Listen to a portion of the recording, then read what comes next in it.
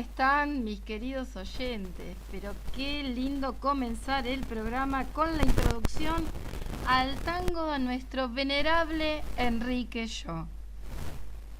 ¿Cómo se pueden comunicar con nosotros? Al 11 30 98 1000.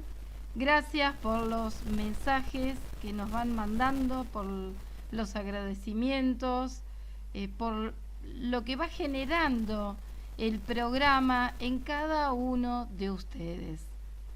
Estuvimos con muchas actividades que vamos a estar compartiendo con ustedes en el programa Enrique Yo Camino a la Santidad. ¿Cómo pueden saber más sobre la vida de nuestro venerable Enrique Yo?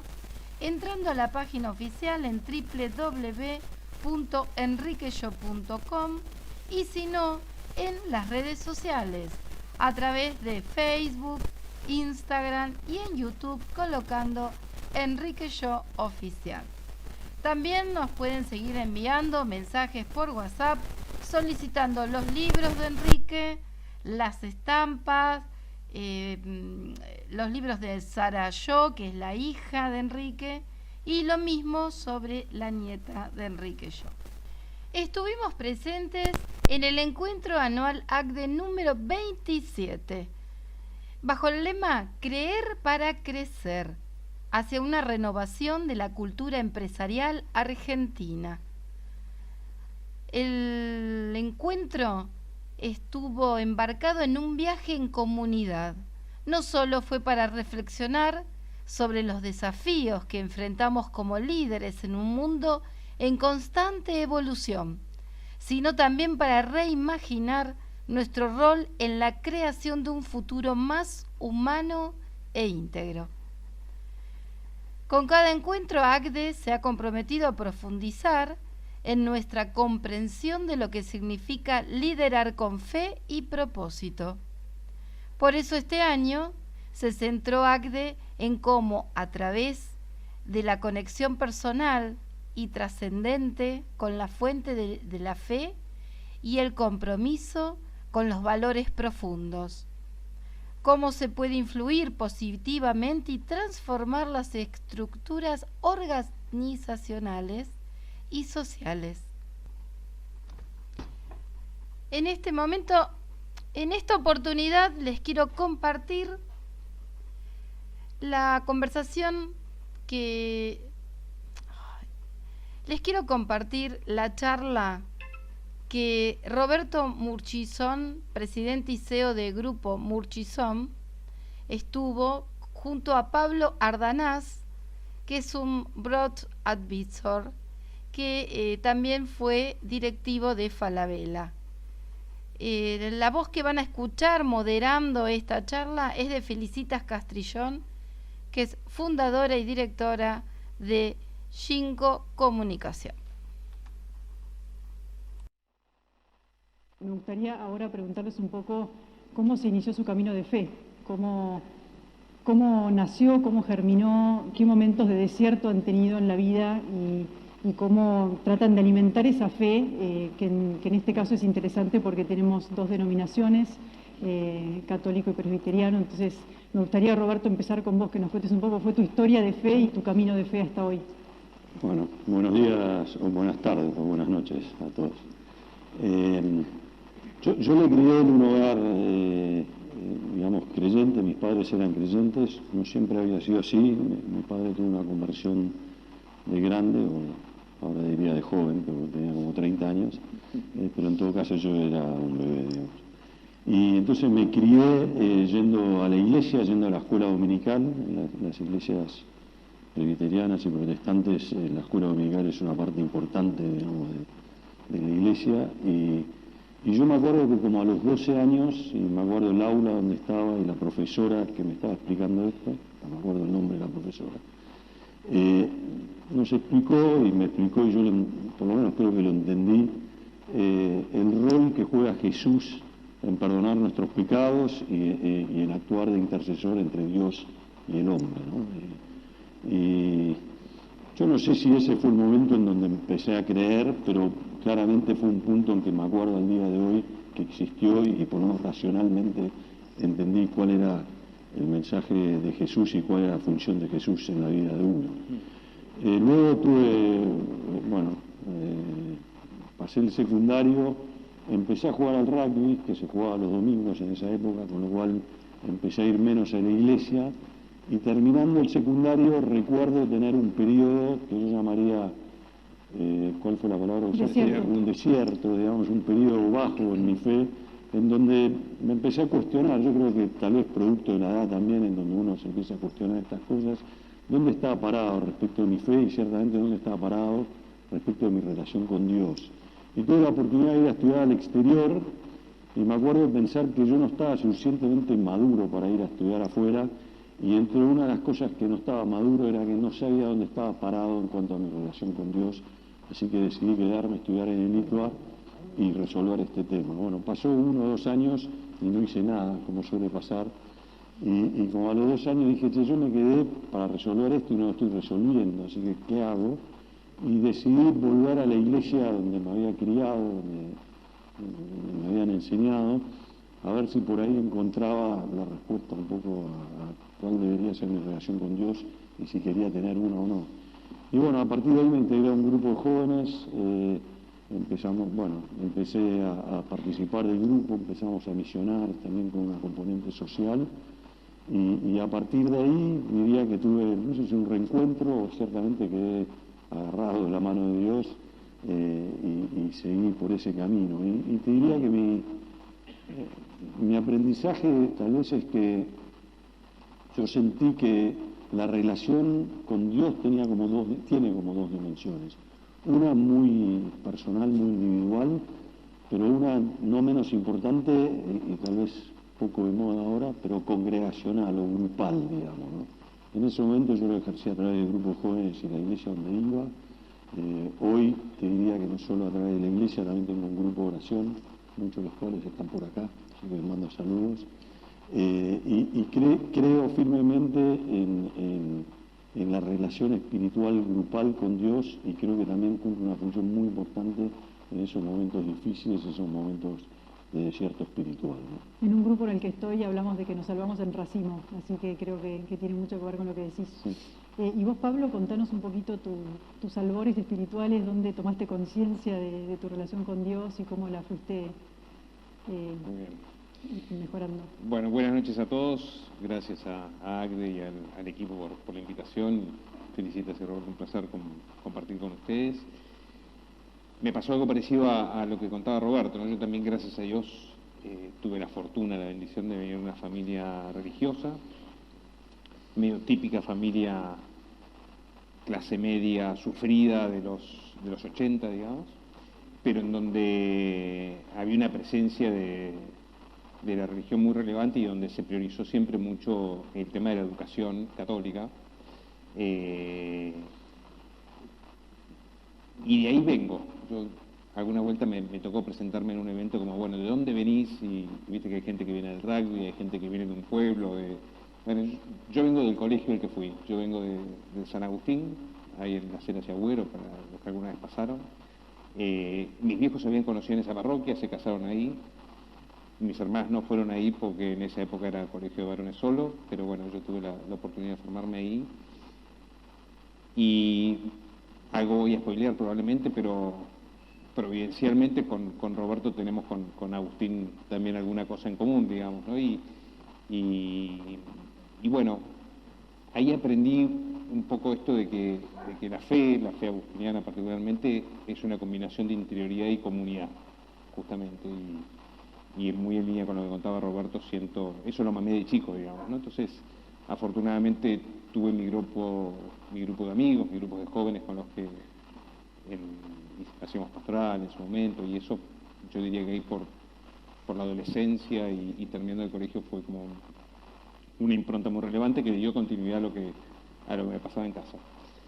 Así que tuve también mi época de aridez espiritual, de desierto, yo no diría lejanía, pero sí de indiferencia probablemente, hasta que bueno, ya formando mi propia familia y con los chicos volví a a encontrarme un poquito más con la espiritualidad y a encontrarle mucho sentido a la cosa espiritual y religiosa en cuanto al ámbito familiar y también profesional y laboral, digamos, ¿no? Soy un convencido que hay muchas cosas de la espiritualidad que determinan mucho cómo hacemos las cosas en las organizaciones y que son muy valoradas o que podrían ser muy valoradas, así que creo que ahí también tenemos mucho para aportar. Me gusta ir ahí, vamos a ir al tema de sus valores y la toma de decisiones. También acá tenemos una dualidad interesante porque vos, Roberto, sos accionista y CEO de una compañía familiar, podemos decir que sos dueño, y en tanto vos has sido funcionario y directivo de compañías donde tal vez la toma de decisiones difiere un poquito en tanto el rol, no sé si tanto en los valores. ¿Cómo han visto eso que ha jugado la toma de decisiones respecto de sus valores, al espejo de sus valores cristianos o presbiterianos? Sí, cristianos. Roberto, ¿querés empezar con...? ¿Yo? Y si tuvieras un ejemplo sería más ilustrativo. Si yo no estoy me quedé pensando si es tan distinto ser dueño que funcionario, ¿no? Que creo que espiritualmente... Es lo mismo. Bueno, en ambos casos, o por lo menos yo me crié en una cultura familiar y también empresaria, en donde yo no hice mucho por estar donde estoy, digamos, bueno, estudié y demás, pero en definitiva, Dios, por lo menos consigo que Dios por alguna razón quiso que yo esté en el lugar que estoy y por ende en inglés existe la palabra accountability, es como que me siento responsable ante Él sobre cómo manejo el patrimonio que heredé, digamos. Entonces, en el fondo, tal vez tengo la ventaja que no tengo en el medio un directorio entre el dueño real y yo, pero sí ciertamente creo que siento una responsabilidad de tener que administrar los bienes que han caído sobre mí de una forma responsable a los ojos de Dios, ¿no? Creo que es bastante similar a lo que siente un gerente ante los accionistas y tal vez también ante Dios, digamos. ¿Qué rol cumplen los valores, digamos? Yo creo que para mí cumplen, por lo menos inicialmente, un rol. Yo, siendo ingeniero, es como que trato, cuando tengo que tomar una decisión, de eliminar las decisiones o las opciones que no son opciones o que no son. Y creo que los valores un poco actúan así. Muchas veces cuando uno, por lo menos a mí me ha pasado, que para cerrar un negocio por ahí la contraparte quiere una coima, o por ahí para habilitar algo se requiere una coima o algo indebido. Bueno, para mí son como opciones que no están en el menú, se caen del menú y achican, me ayudan a achicar las opciones que realmente tengo sobre la mesa. Así que yo un poco veo ahí un poco el rol de los valores, o por lo menos los he visto jugar en mi toma de decisión de esa forma. Y ejemplos, bueno, sí, he tenido casos en donde por habilitar un fiscal nos han venido a pedir una coima y hemos dicho, bueno, lamentablemente no lo vamos a habilitar. Entonces, o me acuerdo tener equipos en la aduana, varios lo deben haber sufrido en la época de las de JAI, de querer que se facilite el tema, nos hemos dejado. Acá está el despachante de aduana que nos atiende, así que puede dar fe. Lo dejamos un año al camión en la aduana y ese tipo de ejemplos, pero nada más grave que eso. Bien, y vos, Pablo, contanos, me gustaría hacer foco particularmente en tu experiencia en Falabella, creo que todos la recordamos, y la ardua tarea de cerrar la compañía con un foco, vos me contabas antes, muy fuerte en las personas. ¿Qué implicó eso en lo práctico? Danos ejemplos de vuelta si podés. Sí, mira, yo retomando un poco tu primera pregunta, también creo que Roberto, por lo poco que lo conozco, evidentemente es un accionista muy activo, muy vinculado con su organización. Siempre digo que a mí que me tocó tener un rol ejecutivo en las organizaciones sin ser accionistas, siempre disfruto y creo que soy la envidia en cuanto a que tengo mucho contacto con la gente, digamos, ¿no? En general el accionista, insisto, creo que Roberto es como un caso medio excepcional, suele tener un trato un poquito más distante, estar menos en el día a día, que es el rol, digamos así, y muchas veces a los ejecutivos o a los gerentes nos toca eso, ponerle el cuerpo, que yo creo que es súper valioso, o por lo menos a mí me entusiasma y me gusta y lo disfruto. Pero bueno, hay veces que viene la mala y así como uno disfruta los momentos agradables y de crecimiento y de desarrollo, que yo, cuando viene la mala también hay que poner el cuerpo, ¿no? Hay que sacárselo. Yendo a lo que me preguntabas, yo estaba como presidente del Grupo Falabella en 2020 cuando se tomó la decisión pandemia, ¿no? desde el directorio, claro, pleno pandemia. Ahora se cumplieron justo 4 años del momento en el que se gestó la decisión de desinvertir en Argentina y de cerrar operaciones y demás. Para situarnos todos, estábamos todos encerrados, digamos, ¿no? Cada uno en su casa, y a mí me tocaba, en realidad pobre, a mi familia le tocaba convivir conmigo en ese contexto. Siempre es difícil convivir conmigo, pero en ese contexto era especialmente complicado. Y bueno, la verdad que, si bien yo diría que no fue una mega sorpresa, fue muy duro, ¿viste?, recibir la decisión. Que ahí sí, yo creo que mirándolo a la distancia y viendo atravesado ya lo que nos tocó atravesar, no se lo deseo a nadie, fue súper duro, pero en el fondo me alegra haber sido yo quien me tocara, y a mi equipo que nos tocara atravesar eso. Primero, que la decisión te llega dada, digamos, ¿no? O sea, si bien uno juega el rol de tomar un montón de decisiones en el día a día, este tipo de decisiones generalmente vienen cocinadas y uno le toca ejecutar y ponerle el cuerpo, como les decía antes. Y ahí yo te diría que en ese tiempo buscaba esos huecos de reflexión. Quizá, ¿Rezabas? ¿Te acordás de sí, alguna noche? Sí, rezaba y me angustiaba y lloraba y pedía, sí, y pedía mucho, y pedía que me dieran al Espíritu Santo mucha luz y mucha templanza, me imagino. Mucha templanza para saber cómo afrontarlo. Y yo te diría que no fue así una cosa magnánima como se reveló, pero sí algo de los valores intrínsecos de la compañía y míos personales y del equipo, que era la gente al centro, ¿no? Eso era como una frase muy nuestra, ¿no? Las personas primero, la gente al centro. Y quieras que no, así como te pasan cosas difíciles como las que contaba Robert recién con un funcionario, en esos momentos, viste, es cuando yo creo que salen los valores de modo natural. En las canchas se ven los pingos, y en esas situaciones muy críticas es cuando los valores florecen, digamos, de algún modo natural, y uno demuestra de que está hecha la organización, no Pablo en este caso, digamos, sino la organización y el equipo. Pero te tengo una preguntita, me imagino escenario, muchísimas reuniones pasando por Zoom, sí, teniendo que tener conversaciones difíciles, mediadas por una pantalla, sin poder ver el body language del otro y ni hablar otras cuestiones. ¿Qué quería decir en ese contexto, poner a las personas en el centro y tratar el proceso con dignidad?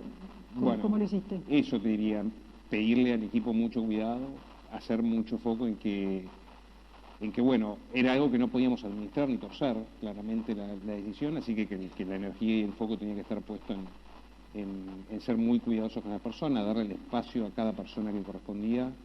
A nosotros nos tocó firmar en ese momento 3.500 retiros voluntarios en 90 días, y lo que nos propusimos con el equipo fue darle el espacio. Ya gracias a Dios eso sí lo pudimos hacer presencial, 1 a 1, digamos. Ahora no me acuerdo si es que se fue abriendo, había situaciones muy particulares, como en el último trimestre del 20, y el propósito era ese, digamos, ¿no? Che, si una persona te demanda 30 minutos, si hay que conversar 30 minutos, que sean 30, y si es 1 hora, 1 hora, y si son 5 minutos porque no tiene ganas, que fuera eso, pero darle el espacio y la contención que necesitaran, que no fuera un trámite, pero sobre todo porque sentíamos que no era un trámite, que esa gente que dedicó tantas horas y tanto empeño y tanta dedicación a un trabajo, si había que cerrar el ciclo, debía ser de un modo muy digno. Así que fue durísimo. La otra vuelta conversaba con Felicitas y con Roberto, yo esto creo que todavía lo estoy procesando, digamos, y todavía me pasan cosas por el cuerpo cuando hablo de esto. ¿Y te acordás de alguna situación dentro de toda esa macro situación donde dijiste, bueno, me siento tranquilo de que esto se hizo a la luz de estos valores. Sí, súper concreto. Cuando de a poquito vos ibas viendo los mensajes en las redes de la gente que iba saliendo y reflejaban lo que había pasado, digamos, ¿no? Que estaban agradecidos, que estaban satisfechos, que se los había tratado bien y que bueno, qué dura la decisión que tocó, pero al final qué bien que les ejecutamos. Insisto, yo creo que ahí es como medio frutilla del postre, digamos, ¿no? Es un proceso. Siento que esto no lo hubiéramos podido hacer, primero sin el equipo que lo hizo de modo extraordinario y que siempre estoy muy agradecido, aunque ya no trabajo con ellos, ni quieren volver a trabajar conmigo, pero también porque estaba de antes. El tema de los valores y de la gente estaba de antes. Es imposible reconvertirte en 48 horas o en 45 días, digamos, ¿no? Es algo que tiene que estar de base y bueno, que gracias a Dios lo tenemos. Y para que Roberto no me diga que lo hago hablar primero, te vuelvo a preguntar a vos. Roberto habló de una dimensión íntima y una dimensión comunitaria de nuestra fe. ¿Cómo compatibilizás vos la cuestión comunitaria, la cuestión más que tiene que ver con el racimo y con otros? Bueno, mira, primero yo te diría... ¿O dónde haces comunidad? Sería la pregunta. Sí, te diría como en 3 ejes. Uno, gracias a Dios, sigo teniendo un grupo como de referencia, de hecho, también del colegio de amigos con los que compartimos conversaciones profundas. Quizá en algún momento compartimos más en un modo de oración, y hoy no es tan así, es más de reflexión, más la vida nos ha ido llevando a otro lado, pero estamos quienes dentro del grupo confiamos que ahí está la mano del Espíritu Santo obrando de algún modo, misterioso. Segundo, yo estoy convencido que tuve la gracia y la fortuna de nacer en el momento correcto. No tuve la suerte de estar en el lugar indicado en el momento justo, porque como digo, quizá con mis skills 30 años antes hubiera sido un pésimo ejecutivo, digamos. De hecho, no me hubiera ido bien, seguramente, ¿no? Pero bueno, justo caí en el mundo corporativo en el momento en el que la empatía y la comunicación y la gente pasó a ser importante, y bueno, eso me venía medio chipeado, digamos, de fábrica, que creo que tiene, pero estoy convencido, que tiene todo que ver con la formación religiosa y espiritual. Y en ese sentido siempre me propuse transmitirlo, y entonces ahí hay como un eje también que tiene que ver con los equipos, con el trabajo, digamos, sin andar haciendo, viste, un megabombo, pero sí contar que uno tiene una actividad o una vida espiritual y alguna actividad religiosa o algún nivel de involucramiento con la iglesia.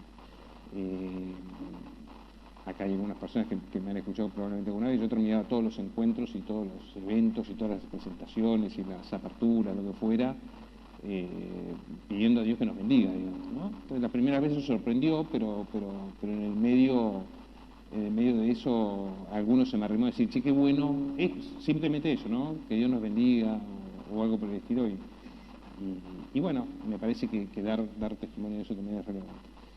Y últimamente, como estoy llegando a los 50, que todavía falta un poquito de tiempo, estoy interactuando mucho en un grupo de retiro que se llama Entretiempo, que probablemente alguno lo conozca, en donde, bueno, nos acompañamos hombres y mujeres por distintos caminos en atravesar este momento.